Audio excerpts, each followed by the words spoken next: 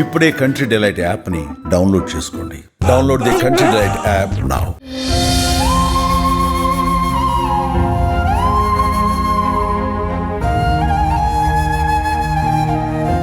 Chevella bus ప్రమాద ఘటనలో చాలామంది మృతి చెందినటువంటి ఘటన 2 రాష్ట్రాలను కూడా తీవ్ర దిగ్భ్రాంతికి గురి చేసిన విషయం తెలిసింది. దీంట్లో ప్రధానంగా తాండూరులో 3 అక్కాచెల్లెలు చనిపోయినటువంటి ఆ ఘటన చాలామందిని బాధ పెట్టింది. దాంట్లో 2 అమ్మాయిలు అయితే మన కోటి ఉమెన్స్ కాలేజీలో చదువుకుంటున్నటువంటి పిల్లలు ఉన్నారు.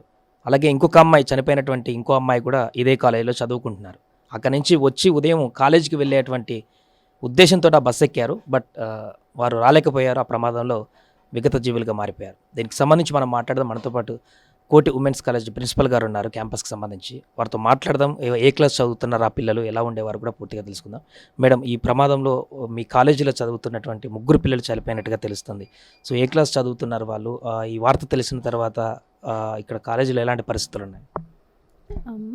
ఒక అమ్మాయి సాయి ప్రియ అనే అమ్మాయి ఫైనల్ ఇయర్ ఎంఎస్డిఎస్ స్టూడెంట్.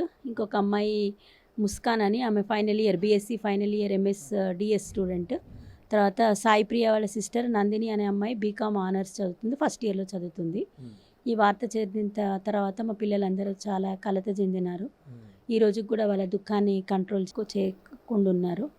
ఈరోజు వాళ్ళ కండోలెన్స్ మీటింగ్ పెట్టినప్పుడు వాళ్ళ భావోద్వేగాలను వ్యక్తపరిచినారు. మా యూనివర్సిటీ అంతా కాస్త బాధగానే ఉన్నాం. ఇలాంటి విచారకరమైన సంఘటన జరిగినందుకు పిల్లలు వాళ్ళ మంచి భవిష్యత్తును కోల్పోయినారు. తల్లిదండ్రులకు తీరని శోకాన్ని మిగిలించారు. ఇట్లాంటి సంఘటన ఏ పరాయి వాళ్ళకి కూడా రాకూడదని నా మనస్ఫూర్తిగా కోరుకుంటున్నాను. 3 స్టూడెంట్స్ డే కలర్స్ మేడం, లేకుంటే హాస్టల్లో ఉంటారా? 2 అమ్మాయిలు హాస్టలర్స్, ఒక అమ్మాయి డే స్కాలర్. అవును. ఎలా ఉంటుంది మేడం వాళ్ళ స్టడీ కూడా?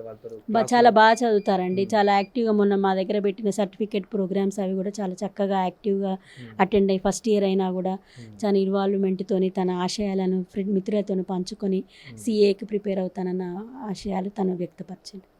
ఇప్పుడు ఆ క్లాస్ మిగతా మిత్రులు వాళ్ళందరూ కూడా ఎలా ఉన్నారు మేడం? కలిసి మాట్లాడారు ఆ క్లాస్లో? వీళ్ళు 3 చదువుకుంటున్నారు. వాళ్ళ ఫ్రెండ్స్ వెళ్ళారండి, వాళ్ళని కలవడానికి కూడా వెళ్ళారు.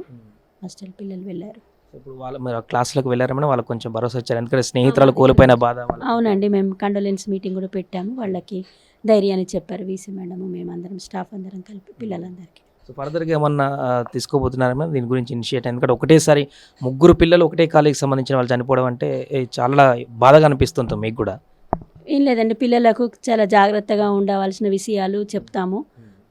ఇంటికి వెళ్ళేటప్పుడు వచ్చేటప్పుడు కాస్త జాగ్రత్తగా ఉండమని, కొంచెం ప్లాన్డ్గా రమ్మని, హడావిడిగా కాకుండా ప్రిఫరబుల్లీ క్యాంపస్లోనే ఉంటే బెటర్ ఉంటుండేనేమో. అమ్మాయిలు అంటే సరే పెళ్ళని వెళ్ళి ఉంటారు, కానీ పిల్లలు కూడా జాగ్రత్తగా ఉంటే బెటర్.